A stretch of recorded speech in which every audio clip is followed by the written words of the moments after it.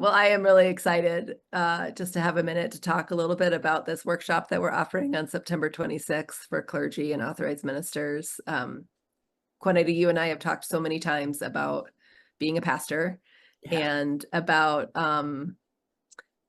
as we are in this role of serving and caring, that we can't, it's not the best when we try to serve from a place when we're half empty, right? Yes. And the Yes. importance of being, as we care for others, to care for self, that when we're trying to care for others, and how do we show up for one another when, like, that's our role. How do we show up well?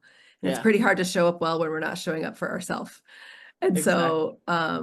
so I've just been so grateful for my experience in Fire and Water and in the Leadership Initiative program, to recognize in myself how it's so easy to not take care of self and care for soul, especially. So I'm really excited to be able to offer this to the authorized ministers of the Rocky Mountain Conference, and this workshop, particularly on how we hold grief and joy, right? Yeah.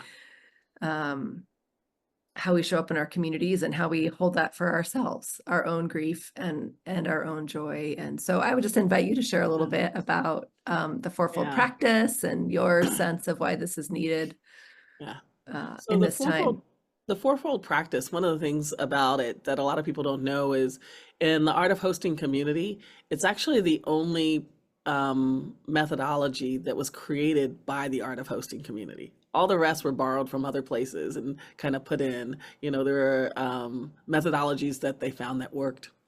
Um, I think with clergy, one of the things that I notice time and time again is we're so busy holding others that we forget to hold ourselves. We get caught in the doing and in the role instead of the being and who you are at your essence.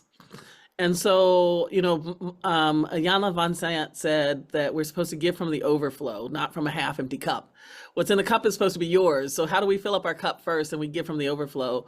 Because what we don't realize is often when we're giving from a half empty cup, we're using those people to fill us up instead of having ourselves filled and then giving out. Mm, And I know it's really hard in the time where we feel overworked and, everybody's coming at us in different directions.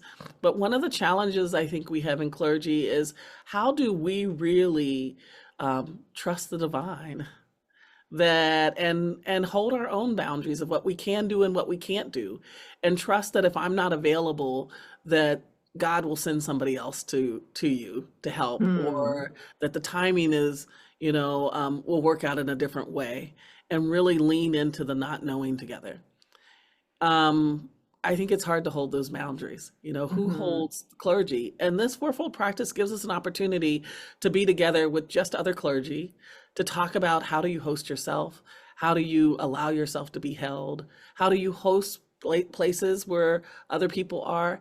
And how do we lean into really being a community of practice together? Yeah. oh, yeah, beautiful. Yeah. So I'm excited. So I hope that, people hearing this will come join us.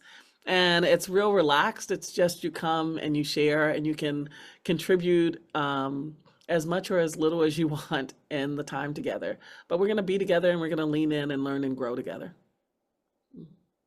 And sometimes that's, just the invitation to get to be together. We have so Yeah. few spaces where we get to be in community. And so I'm really grateful for you hosting us in that way and being present with this community for a day or an evening. Yes. Yeah. Yes. Yeah. And to me, when people ask, so sometimes people ask, okay, so what's the objectives of this? Mm, For me, the main objective is to witness and be witnessed, and it's to connect with each other. And I think sometimes we think that that's not a whole bunch for an objective. You'll learn some stuff too, of course, but the main objective for me is how do we go it together? How do we really allow ourselves to be witnessed? I think so often we're trying to tell our story um, and not really share our story. And I think there's a mm, difference. I think the telling of the story is just the logistics or the details. The sharing actually takes people there with us. One of my teachers has taught me that Mm. Um, Bearing witness means that we really show up for each other. And I think so often we're so busy that we don't really bear witness, or we're not really deeply witnessed. Mm. And it's such a gift when that happens, Yes, right? It's because it such a gift. transforms both of us Yes, to the be one being witnessed or to witnessed. witness. Yes. Yes, Yeah. absolutely. That's a So thank you beautiful for the invitation. invitation. It's a beautiful invitation. Yeah. Yes, Yeah. and it will be. It's a beautiful objective. It's simple and it's needed. Yeah. Yeah. Thank Yeah. you. Thank you.